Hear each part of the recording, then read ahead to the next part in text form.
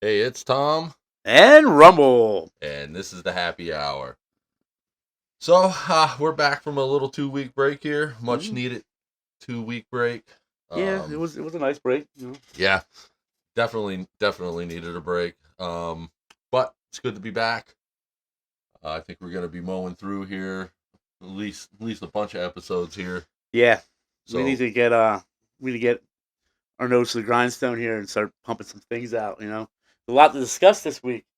A lot's happened since we last got together and had our last podcast. There's some crazy things in the world going on. I guess we're just gonna jump right into it, and this government shutdown. Whew. So it has a lot of people going crazy for a lot of different reasons. And one of the newest things that happened, I believe, was yesterday, where they started cutting back on air traffic due to the Right. shutdown. Um, I mean, I don't travel a whole lot. I don't fly when I do, so that doesn't really affect me. It's the safety. I mean, you're they're not now. You're just not. You're putting people's lives in jeopardy. You Right. know what I mean? Like enough's enough. Like this whole Democrat, one of the I think it was Fetterman, the senator for Pennsylvania. He Yep. said, like Democrat, Republican, it doesn't matter. Like we need to get this government, get it back on track, open it up, and then they can hash. But being shut Well, down, they ain't doing nothing. I'm not, and I'm gonna say something a little later that's gonna make people listen to or look at what I'm saying right now and be like, well, that he's hypocritical. But no, I'm not. So I don't believe that any government should be using food or travel or things like that as political warfare. They're using Right. it as leeway. Now, I say this because I don't ever feel there should ever be a situation that the government should be shut down. No. I think they're all still getting paid, Yeah. right? So if they're all still getting paid, people should be working. Okay, we don't have a budget. I understand that. I understand the economics of it. But in the same sense, we have soldiers who are not being paid. We have air traffic controllers that are not being paid. Yeah. We have OSHA's closed.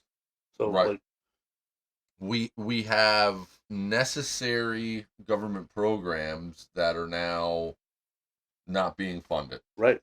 And you can feel however you want about that. At the very end of the day, these sorts of things should not be weaponized. Fuck no.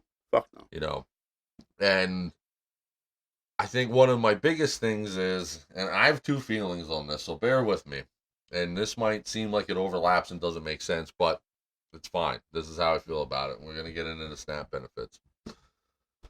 So I know you had made a post a couple weeks ago or a week ago or something about the SNAP benefits, and I don't remember exactly how it worded, but we started getting into a little bit of a conversation It was about it was the yeah, pricing. it was about the whole people were worried about their SNAP benefits running out, which okay, be worried, but why aren't we worried about 40 million Right. people on SNAP? Like what So the that's what it fuck? was. Everyone was upset that 40 plus million people are going to be losing their benefits. Nobody seems to question the fact why there's 40 plus million people getting benefits to begin with. And you're aware of my job, and I'm not going to get into it. I see this a lot. So I can see firsthand the people who are legitimately suffering and I need it. should have the benefits. Right. Then I also see the people who have a 90-inch TV, Eat the crab new legs every night. iPhone, you know what I'm saying? Like Crab crying legs. about, well, what are we going to do? Yeah. Well, sell the iPhone and the TV. Right. And food stamps it's a step. It is a step in the right track. Step to get on your feet. Period. I don't know. People are making a career, using it like, I, you know, I don't want this to sound like I'm not sympathetic to this. And I was raised by a single mom who got what was SNAP benefits, food stamps at the time. Actually, the actual books of the actual Yep, stamps, you yep. know? And we needed it, Oh, but yeah. I also very quickly realized that, and so did my mom. My mom does not get any kind of assistance. She hasn't for a long time. She owns a house and everything now, but like she understood it was supposed to be a stepping stone. Right. It's part of the journey, not the destination. Absolutely.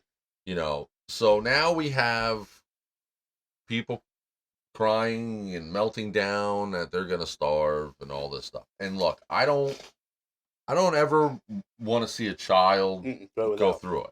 So this is not aimed at that. So I don't want anybody putting words in my mouth. This is aimed at the people who Manipulate the system. very calculatingly manipulate the Right. system.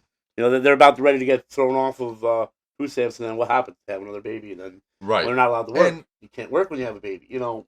I don't know about you or anybody listening or watching, but we struggle sometimes. Fuck I yeah. work a full-time job. I work a full-time government job. Especially with the prices. I I struggle sometimes. Just, You know, we ain't eating steak every but night. I would rather struggle and be able to have who I want here, have the things I have are mine. Right. I don't need the government to bail me out. Mm. I'm not depending on nobody but me. Right. Which to me, Safe. yeah, like I You would don't much depend on rather nobody. struggle and be free, Right. than have to live a life a certain way or worry about what I'm going to tell my landlord when Section 8 or HUD doesn't want to pay for my rent no more because I have somebody living there that doesn't want to live there. Right. Or that's not supposed to be living there, rather. My heart goes out.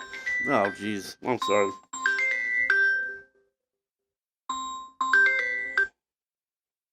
So Sorry about anyway, that. So my heart goes out to the older folks. It's not an episode of the happy hour unless your phone rings. I know, right? It's always ringing for something. My heart goes out for the older folks. You know, they're on a fixed income. You know, like it's medications all time high. You know, they don't have endless amount of money, and then the food stamps that they get barely next to nothing. And now you're saying that they rely on that. Now they're not going to get it. Like they're not going to receive. Like that's the kind of shit. They put their work in over the years. You know, like I feel bad for the older people out there a lot. Like and so two people really have my heartfelt sympathy here, and it's the kids. Yep. And it's the elderly. Yep. We got to take care of the elderly, and you got to take care of your kids. And I know there are people who are disabled that can't work, and I shouldn't have to say this. These people are excluded from what I'm saying. Like, right. And this becomes part of the problem too, where you can't say things like, well, I know there's people who abuse the system. Right.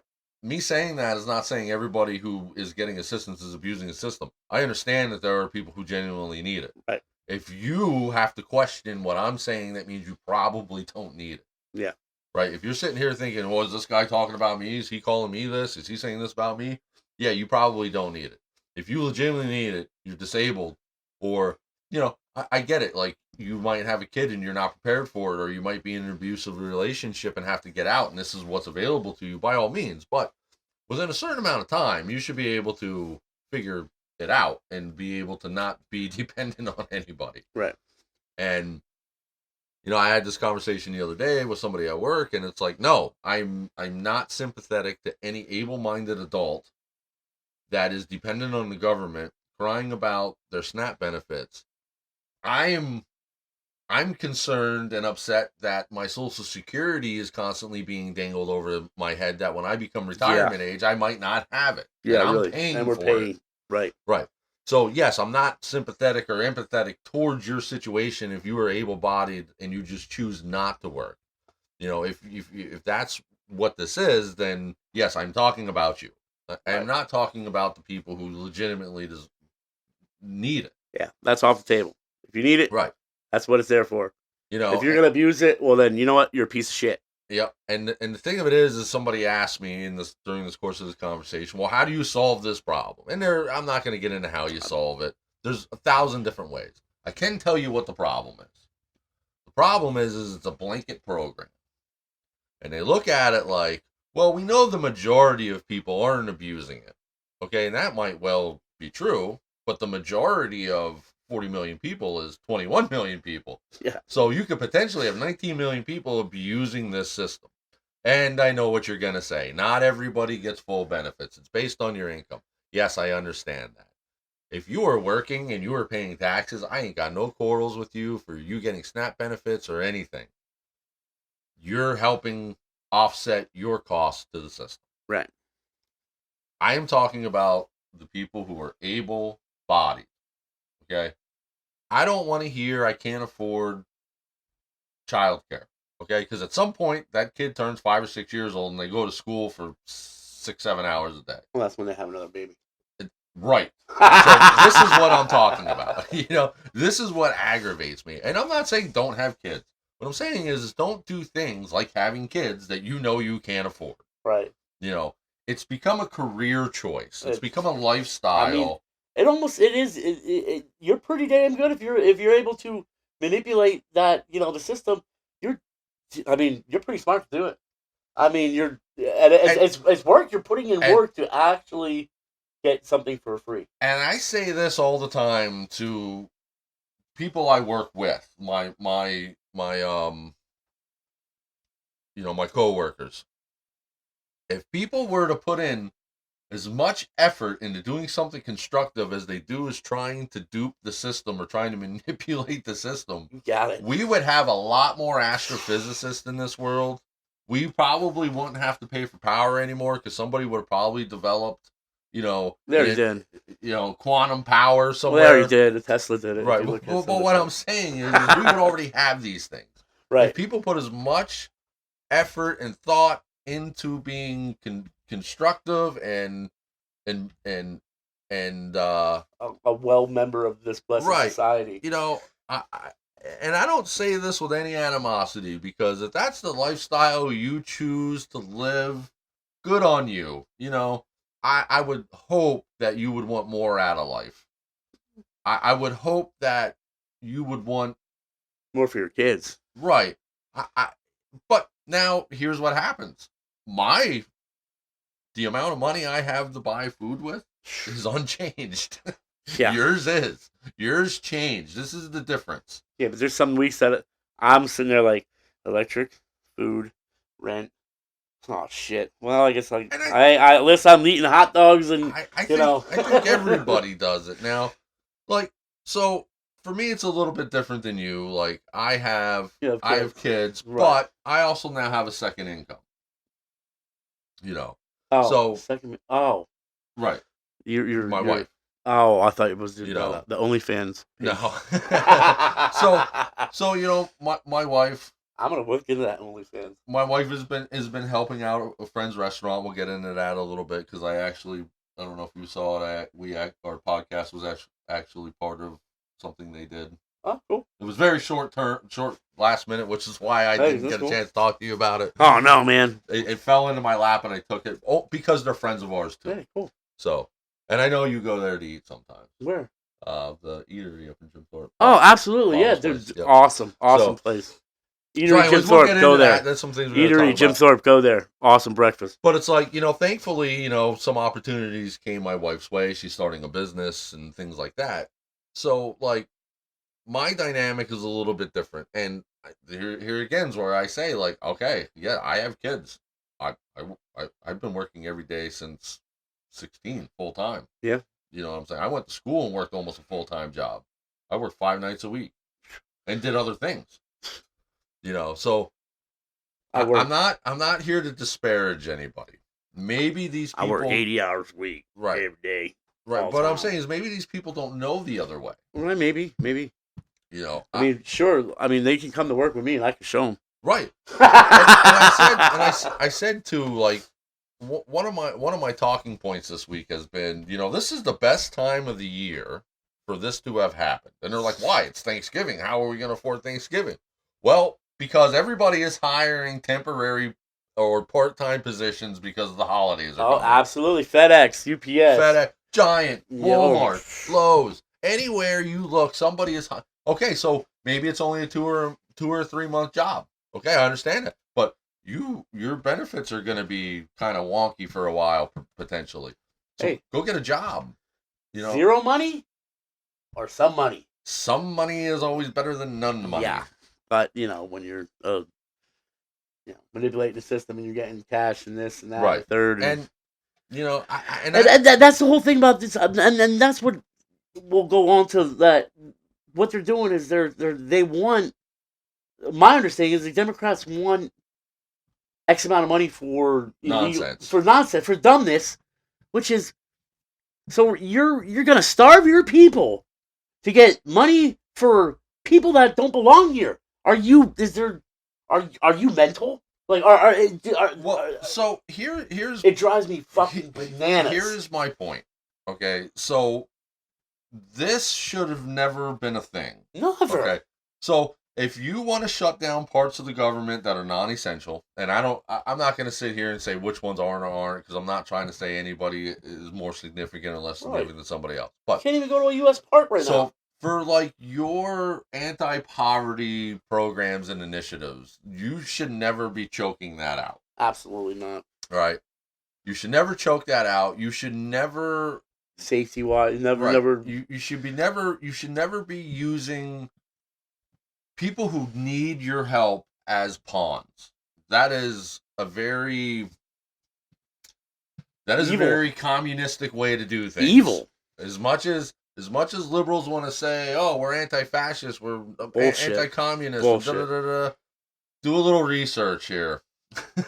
pick up your phone, type in Google, and put in exactly what fascist and communist leaders do. Mm-hmm. And it is a lot like me being Uncle Tom to you and giving you everything you need, but now you got to dance to my fiddle. Oh yeah.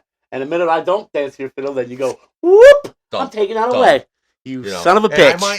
I might have the whole nuances of that wrong, but the fundamental thing is do you think any of these leaders have such or any of these communist or fascist leaders have these blind obedience from their people out of anything other than fear? Yeah, exactly.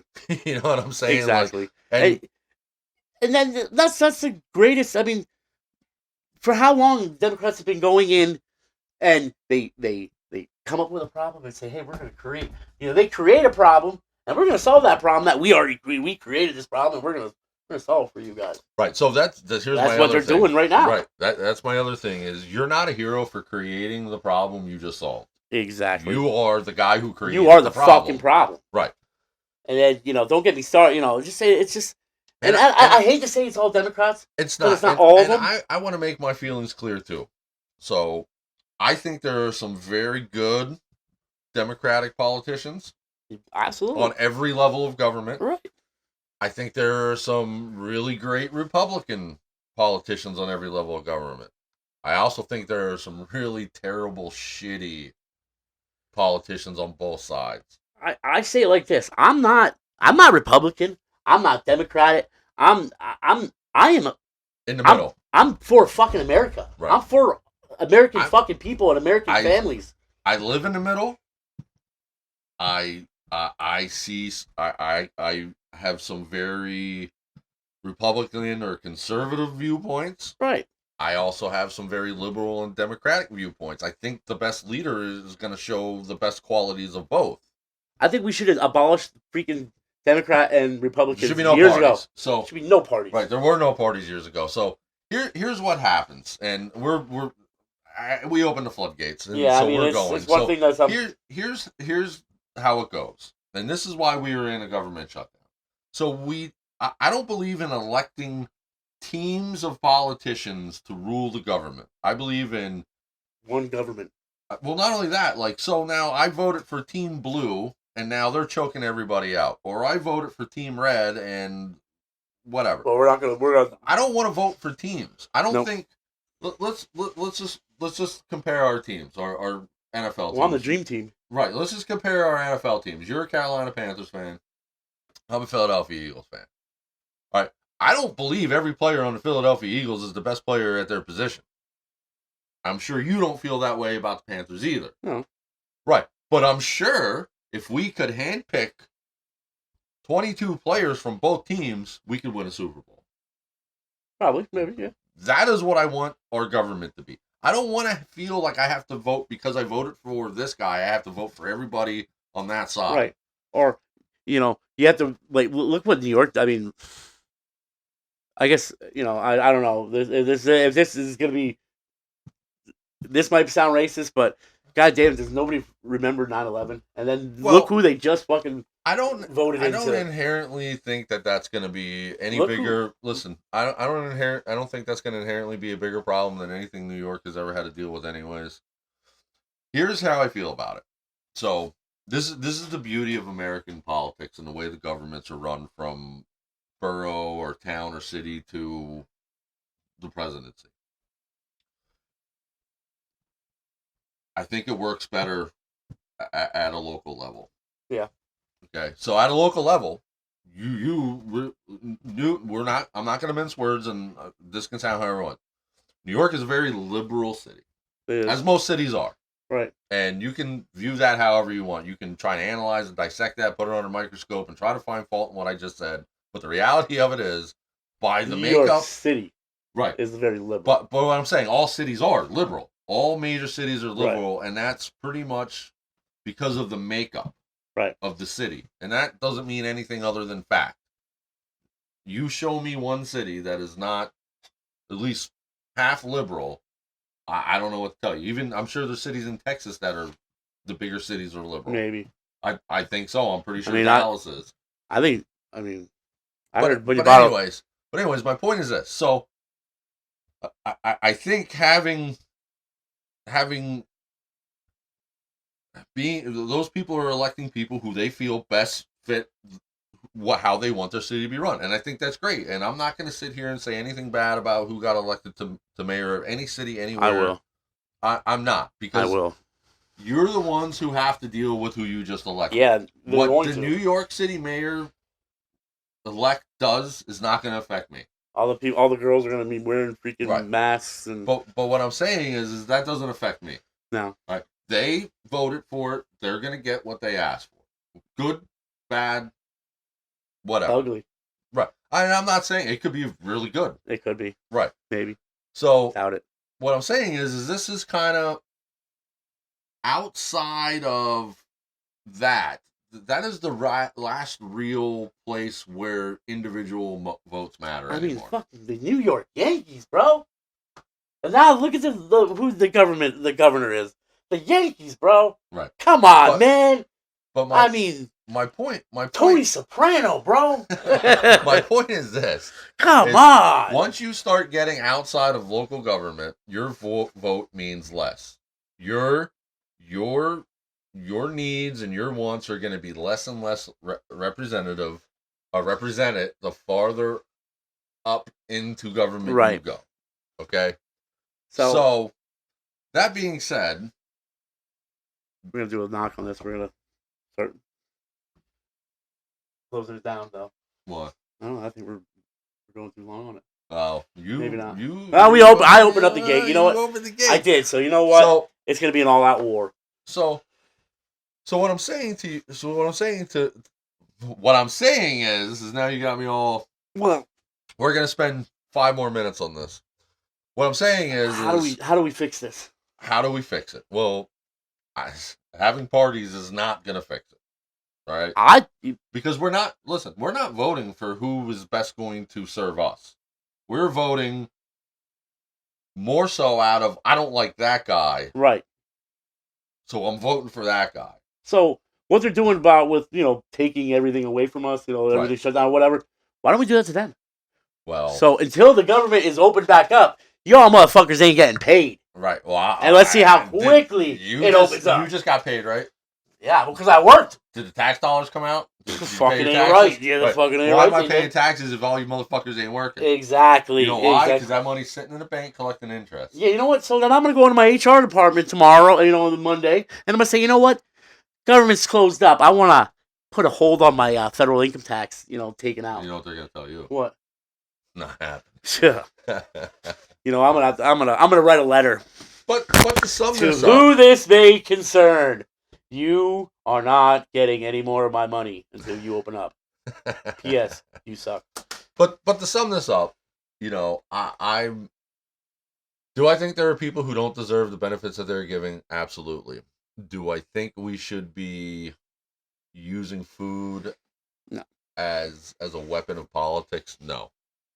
That's a bad look. No matter what side of the aisle you're on, Here again, that's a bad look. America's just looking weak, and it just makes us look weak. Like when you got I hate you got so many people on SNAP benefits, so many and people like okay the holidays are coming up, it's a bad time for this to happen. Good time for them, good time for them. They don't gotta worry about putting turkeys in the oven. Right. But I do. Right. But hey, if you're worried about it, I have a solution. What's that? 24th, 5 o'clock, the Lighthouse Church in Palmerton, community-based Thanksgiving dinner. All you can eat. Well, All the fixing. I'll post it on our page. All right. The flyer. We have curbside to go to, so you can actually call a number. Ask us how many, family members. This is Thanksgiving Eve. This is Thanksgiving Eve.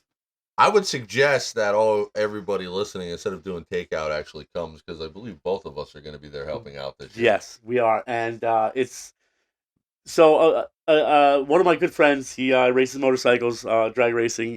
He's been doing this for the last 10 years. I've been doing it like the last 6 with him, and a bunch of businesses, came together, donated a bunch of hams, bunch of turkeys, potatoes, and we just make, all the fixings, turkey, ham, gravy, mashed potatoes, filling, and people in the community, they'll, we give them turkey, they'll make a bunch of them, bring them in, and we don't care. We do it at a church, but they don't care, how much money you make. We don't care what you drive, it doesn't matter, nothing. It's just good come, for the community to get together. Just come, have a dinner, talk, dessert, apple pie, pumpkin pie, whole 9 yards.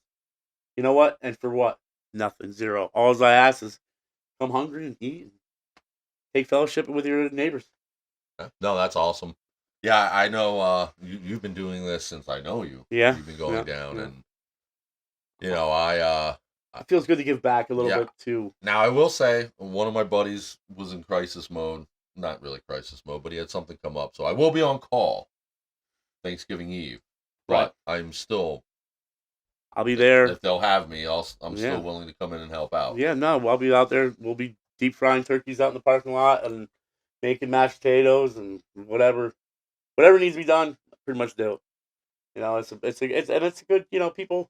You see a lot of people, like a lot of smiling faces, a lot of elderly people come in, and then like we walk over to there's a high rise over in Palmerton there. We pretty much across the street from the church.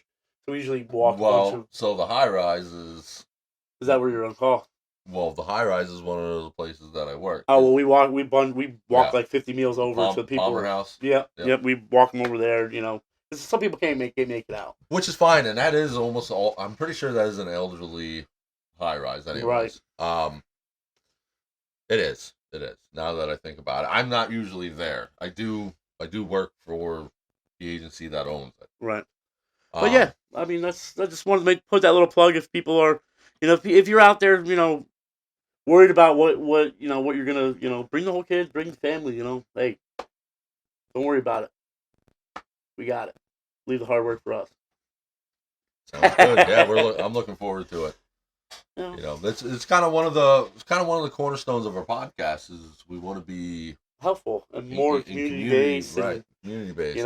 We're still gonna talk all our shit. Hell yeah, that's we're still gonna talk about things that need to be talked about. Yeah, and we're still gonna talk shit because that's what I do best. Talk a lot of shit. Yes, you do. So guess who's first place in our fantasy league? This guy right here. Congratulations. Yes, sir. It was a hard road, but you know what? Although I want my crown. I think the young gun here is going to take you out this week. I don't know about that, but we'll see. Hey, we've been what is it? Any given Sunday, you know. You can say it, bud. You can say hi. You're going down. That's my 10-year-old I've Bryson. been working on my roster ever since so I can beat you this week. We'll see. Yeah. All right, let's see if Christian McCaffrey can put up some points on the board. He's good. So it's funny because me and Bryson, and I don't want to get too much into this fantasy football. I really wanted Jalen Hurts bad, and Bryson would not budge. Yeah. And I underestimated this kid's ability to negotiate. So I now have Jalen Hurts. Wow, what did you have to give for him? At what cost? I took Lamar Jackson and I think it's Bijan Robinson. I want Jonathan Taylor though.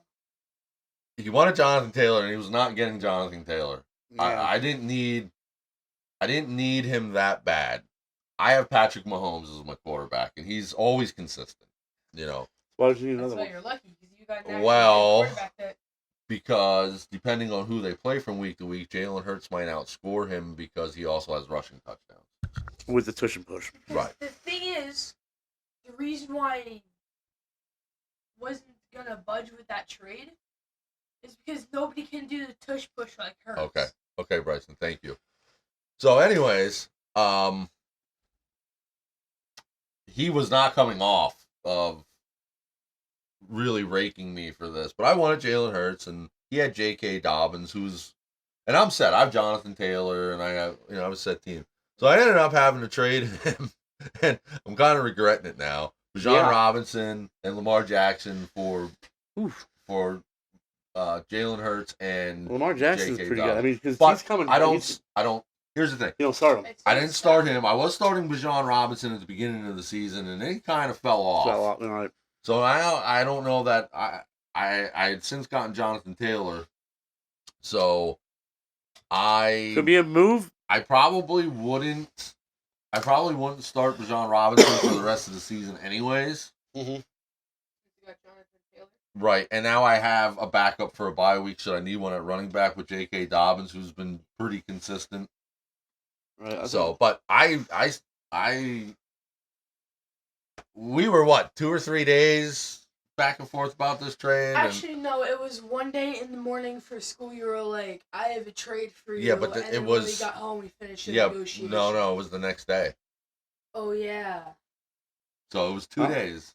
All I know is I have 2 pretty days hard into the each team, morning and we'll see what tomorrow brings because Well, I'm bringing the pain. I pretty much have a bye week this week. Yeah.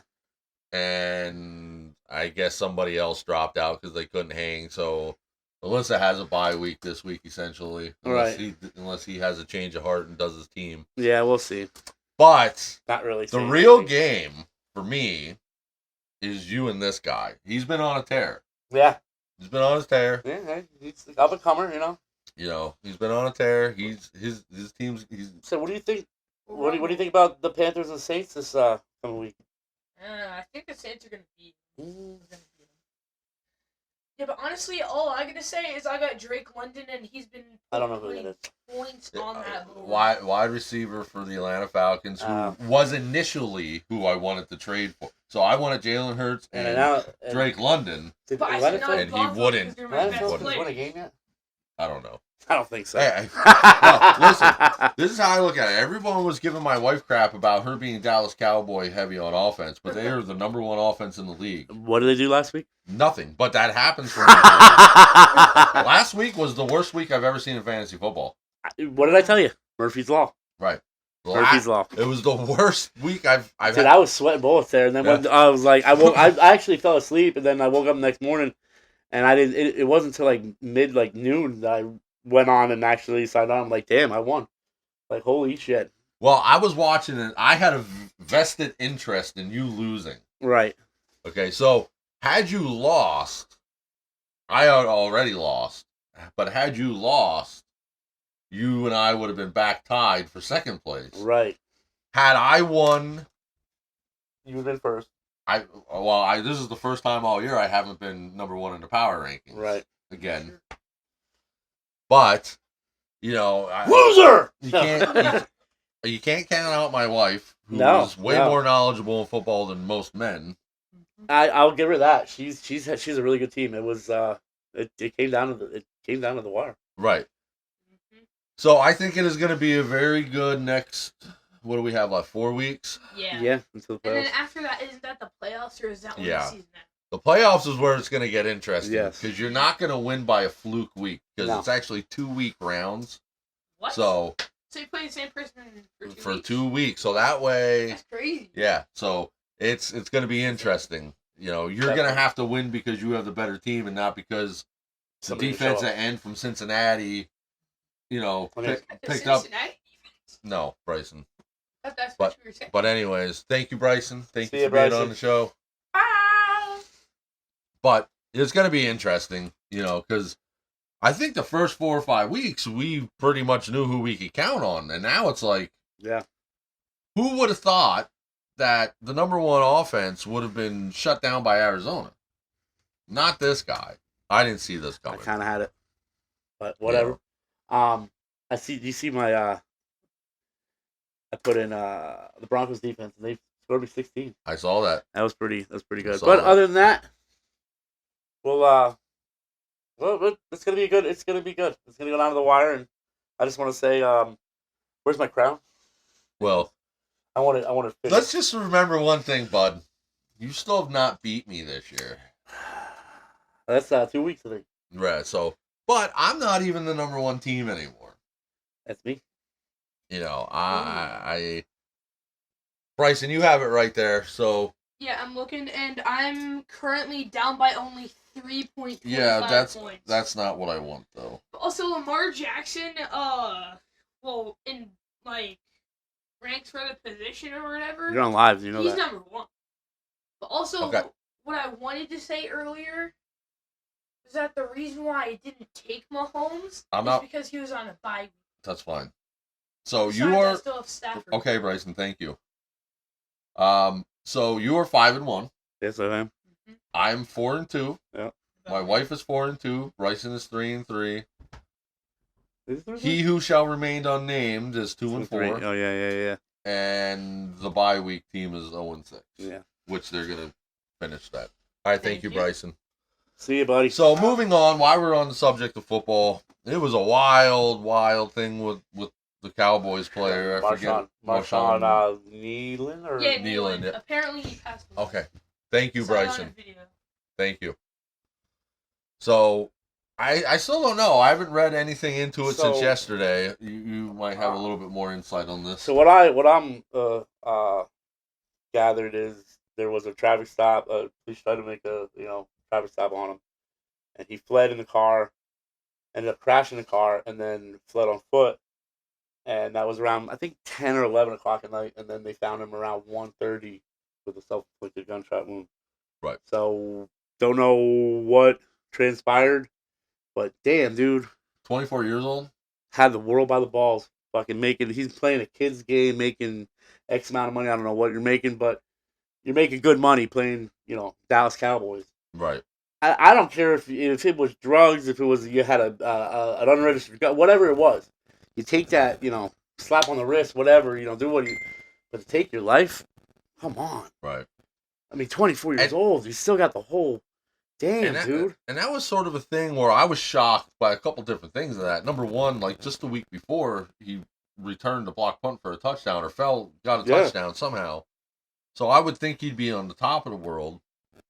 And the other thing is I don't know if he had some kind of history with head injuries or the CT or if he had any kind of mental illness or anything. But like now we might the news might come out later today or tomorrow or Monday that he was like might have killed, maybe there was other things going on, and I don't want to say, I'm not trying to disparage the kid because God, it's a shame.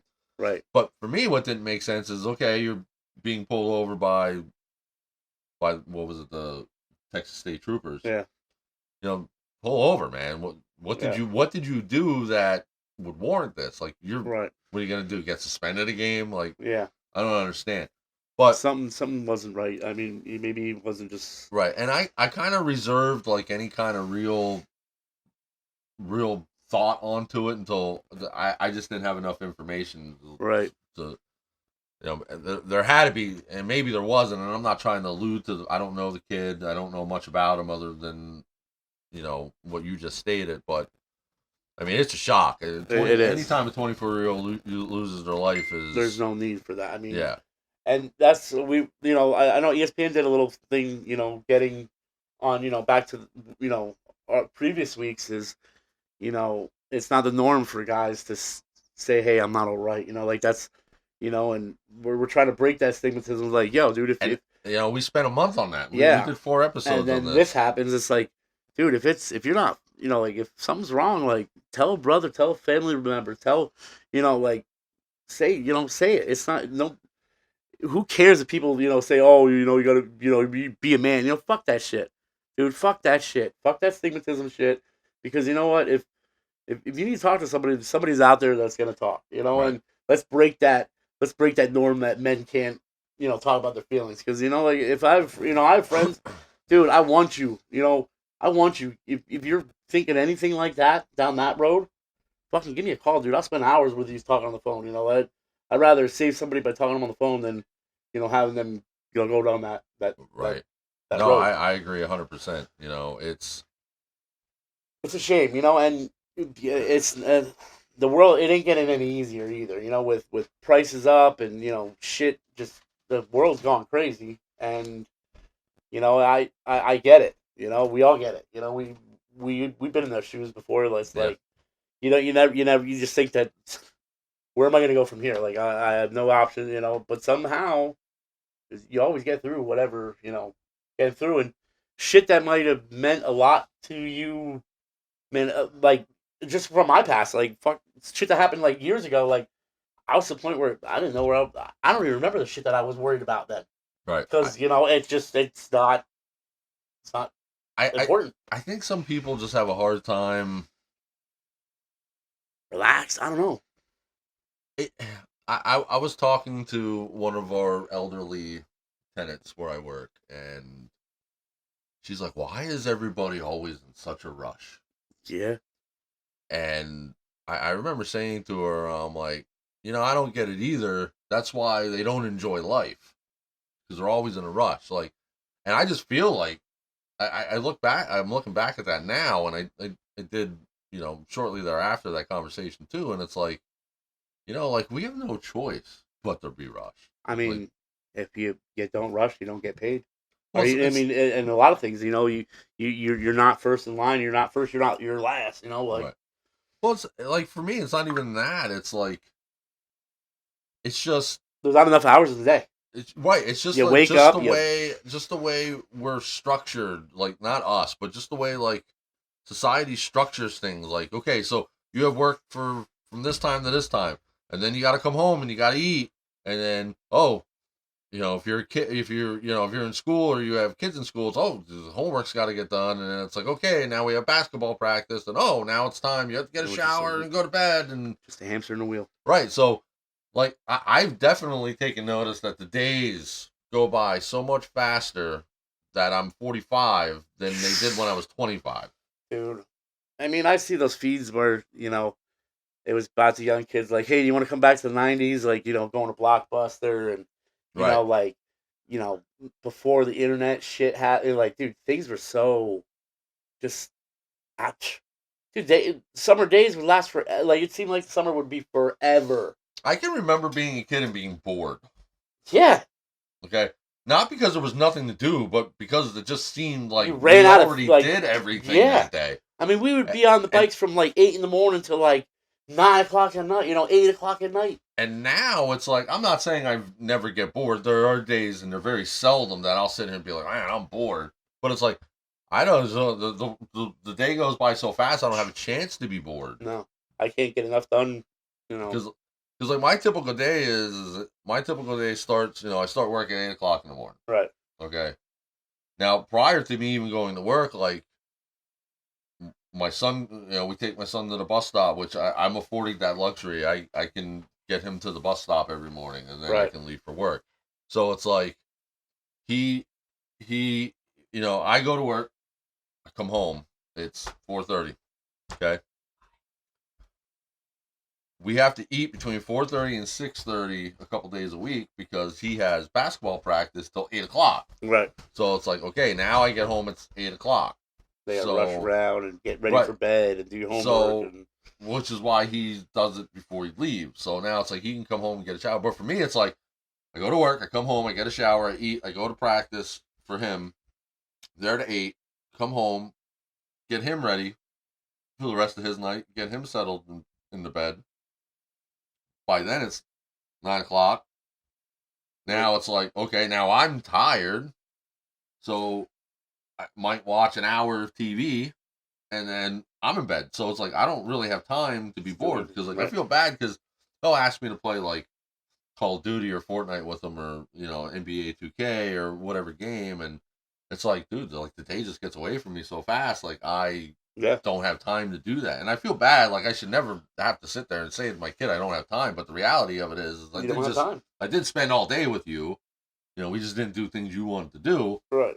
But you want to go to practice, right? And you want to eat, and that's one of the things too. Like there's just not enough time. But like I also think it's important for kids to be part of extracurricular activities. Absolutely, they need to learn how to. I think that's what best thing about being in school. I mean, even more than the academics is being a part of a team, being learning, not to leave your team down or learning. There's so many different situations on being on a team that help you later in life. Like that. I believe so.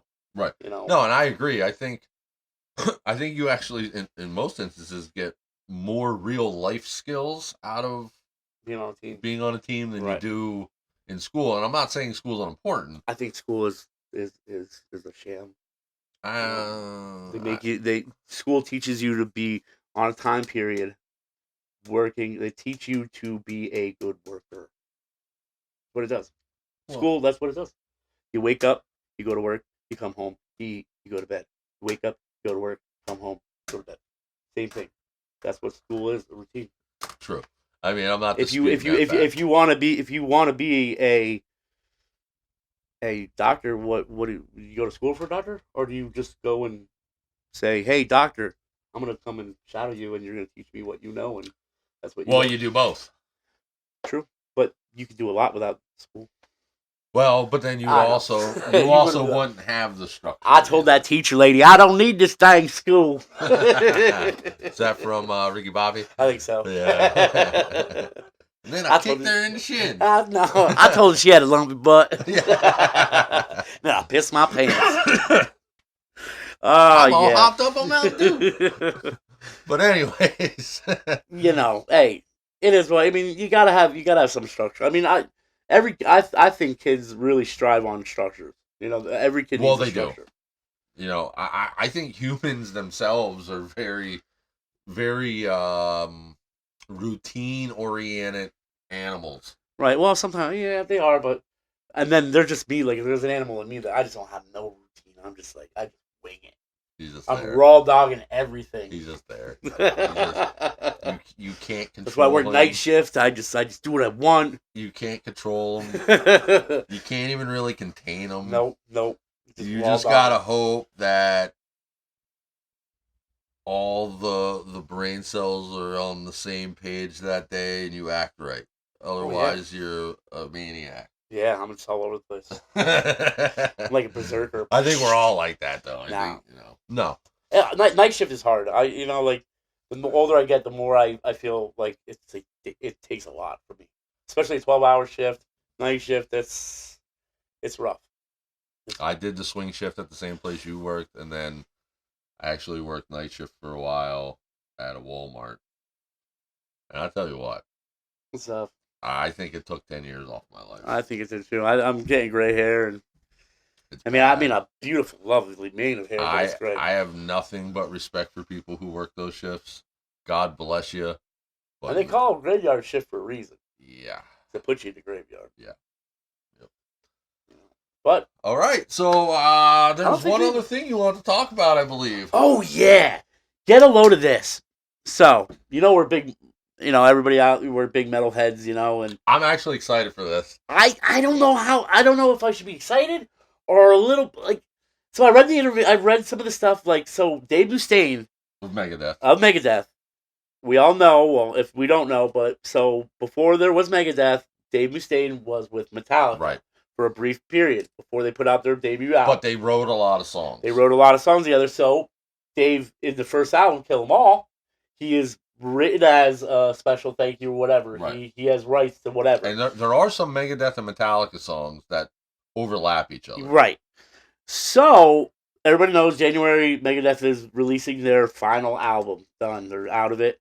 And Dave Mustaine had made a comment. There was comments before saying that, oh, you should do like, a Metallica, whatever, blah, blah, blah, blah. They actually are. They are going to do Ride the Lightning. But it's not a cover. Because it's not Dave a cover. Mustaine actually wrote the song. Right. So, but I think the lyrics are going to be different. I think they're going to be the same, but it's going to be in Dave Mustaine's voice. It's going to be, it's kind of going to be like, it's going to be Metallica, What If? Right. If so I would, here's always been my dream, and I'm not one of the guys that picked Megadeth or Metallica. I always liked both. Yeah, I did like both. I never was into that whole rivalry feud thing. See, I don't think there wasn't a feud. Well, there was.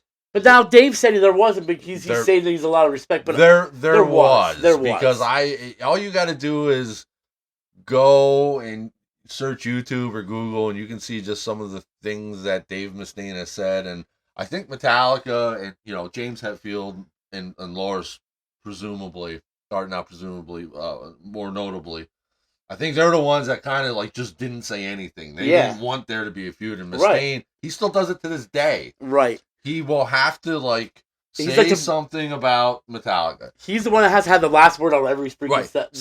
So what I'm eager for is I heard the first two Megadeth songs off the last album. Dude, they rock. They are amazing. They shred, dude. That one, oh my god, he shredded. They are amazing songs. I love them. There's another one coming out next week. I've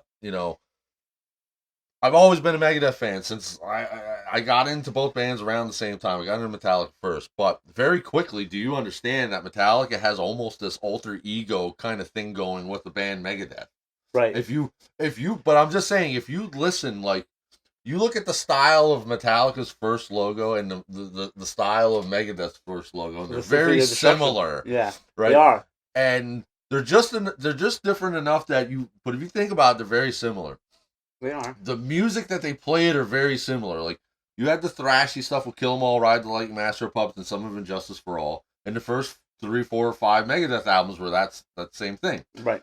Then you had the Black Album where Metallica kind of became more mainstream, but then you have Megadeth's Euthanasia where they became a little bit they almost mirrored each other with everything that they did. Almost, a little bit. Now Megadeth did put out way more material. They did, but I think Metallica's is more. Metallica has always sort of been like the thinking guys metal band, right? And I don't think Metallica. Metallica was like the kind of I always felt like they were like, you know what, we're not even gonna pay that any mind. We're just gonna sit here, play our music, and do whatever. And I think that really pissed off Dave because he could not get he couldn't get anything out of them. Right. And it's kind of like my old man used to say back in the day, he'd say, you know what, you can't, win them, kill them by kindness. Or just don't do nothing. Dave Mustaine has said the whole reason he is releasing this version of Ride the Lightning out of respect to James Hetfield, who he doesn't believes that he respects him. Right. I don't think it's that at all. I think it's when you have the mature older brother and the immature, maybe a couple year younger brother. That older brother don't really just even acknowledge and I think that's what it is. Now, I think I always thought one of my things I thought would always be cool is you have Metallica and Megadeth out on the road sharing the stage not only at the same night but at the same time, and there's enough overlap of these songs that you could do a full set running songs in this Metallica versions and Megadeth versions played by both Metallica and Megadeth. I always thought that would be cool. I always thought it would be cool too if James Hetfield would guest appear on a Megadeth album and Dave Mustaine would guest appear on a Metallica album.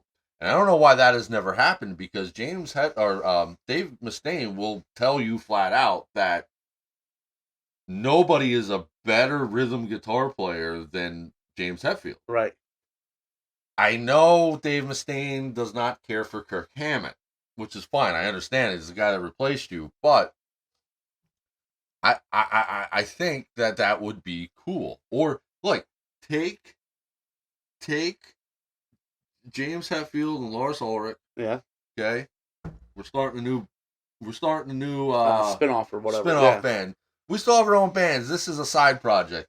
Kind of like what Clutch did with the company. Right, right. And then put Mustaine in there and bring in Kerry King. Ooh. Okay.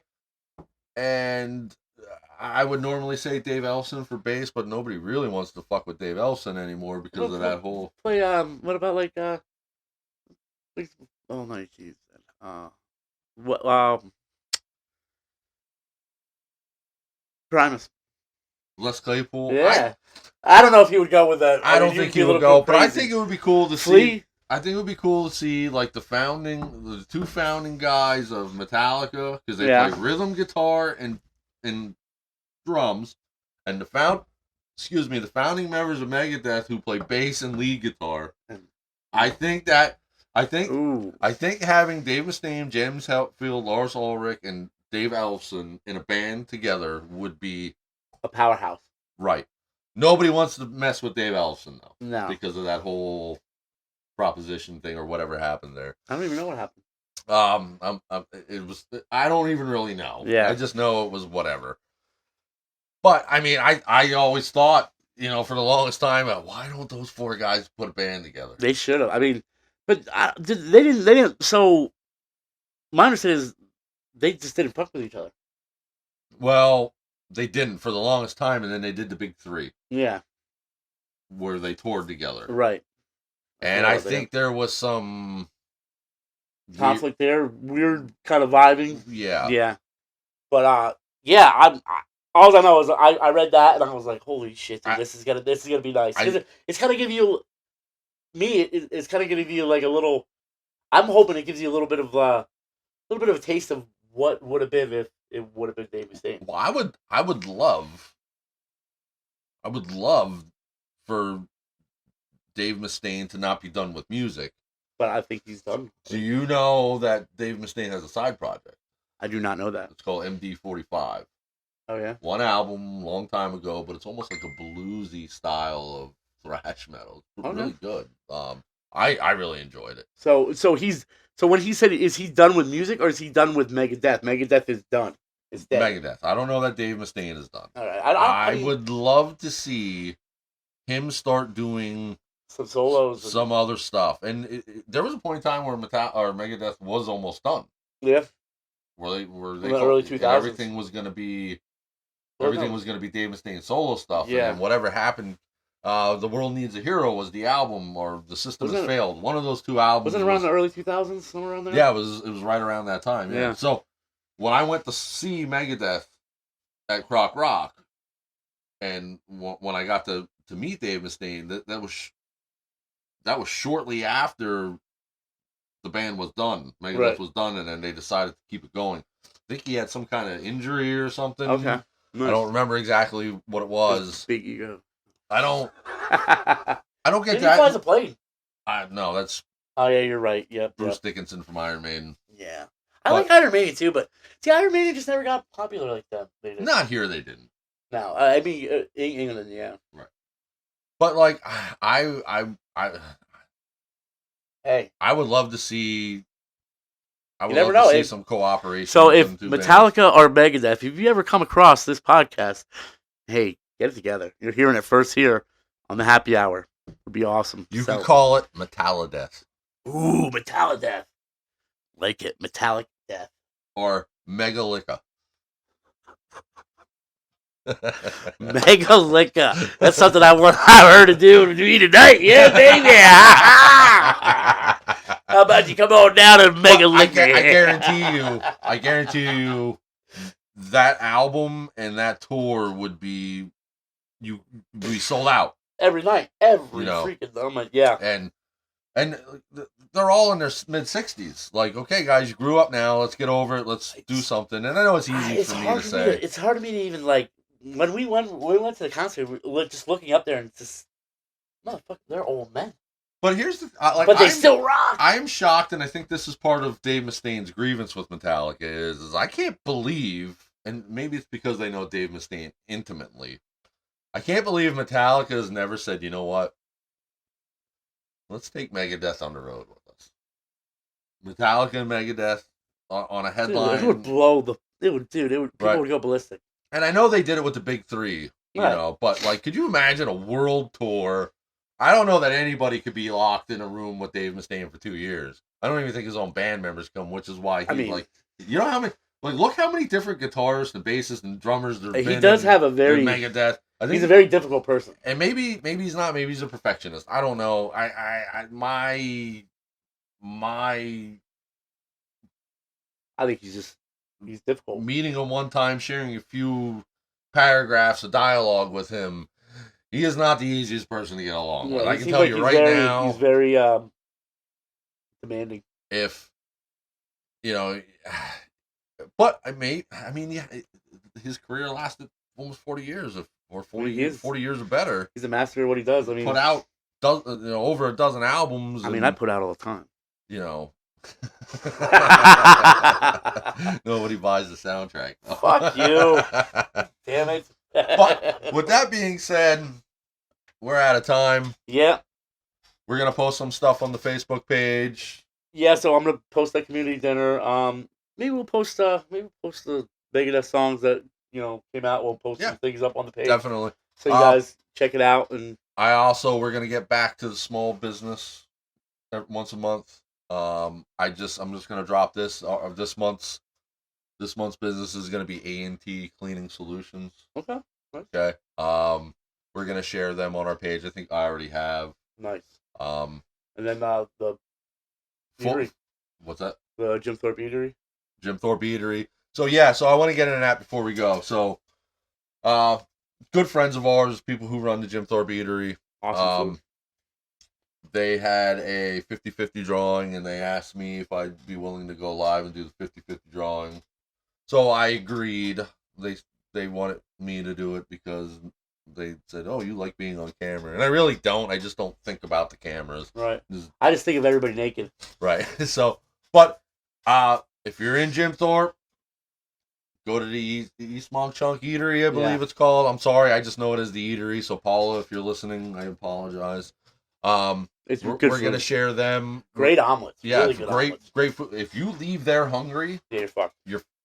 It's your problem. You need to go make sure your heart's still beating. When they brought out I ordered an omelet or whatever it was, and no lie, this omelet was as big as a plate. Listen, yeah. Well, so my wife has been helping out there for a couple weeks now, and she brought home this pancake because my son, who was just in the studio here, wanted Bryson. He wanted pancake. Pancake was as big as his head. Yeah. All right. Listen, even if you're not in Jim Thorpe, if you have nothing to do, they're open for breakfast every day, I believe. I think so, yeah. Maybe not Tuesday. We're gonna share their information, but go there, support them. Great group of people. You're never gonna want to go anywhere else for breakfast. I know, like, I always hear this. Oh, this place is so good for breakfast. I'm very particular with breakfast. I'm probably the worst person to ask where to go for breakfast because I'm gonna tell you the places that everywhere else says is so great. I'm gonna be like, dude, it's like, to me, the Bomastown Diner there's no one better. But I'm just telling you, until I went to the eatery, right? You give them praise. Great food. I mean, I can't, and it's easy on the wallet. Like, yeah, I don't know how they do it. But for the amount of food they give you for their prices, you would be a fool to go anywhere else. I mean, I know from being Paul's neighbor, like every week, the potato guy comes from the farm and he delivers how many, 3 50-pound bags of potatoes. So it's fresh shit. It's not. I've had a bunch of different things from there over my time knowing them. And I've yet to have anything that I regretted getting. Right. And I started coming out of my comfort zone because I trust their food. And right. I don't mean like that it's edible. I mean that it's good. Right. You don't want to spend money on. I mean, how many times you spend good money and you get mediocre, just mediocre-ish, and it's Right. kind of just it's like, dude, I could have just spent the money and did at home and did it for myself and it would have been better. Right. No, it's great. So, but anyways, like we're gonna be you're gonna be seeing a lot of them on our Facebook page. You know, we're gonna have a partnership with them and a partnership with A&T Cleaning. You know, yeah, I'm cutting. I know. Cut it out. But if you were rambling about you kicking my ass in fantasy Oh, football, I'm gonna ramble about everything. Right. Oh, so But- about small businesses, I will be at the corner of Jamestown Street and later, guys. With that, guys, have a good rest of your weekend. Be good to each other.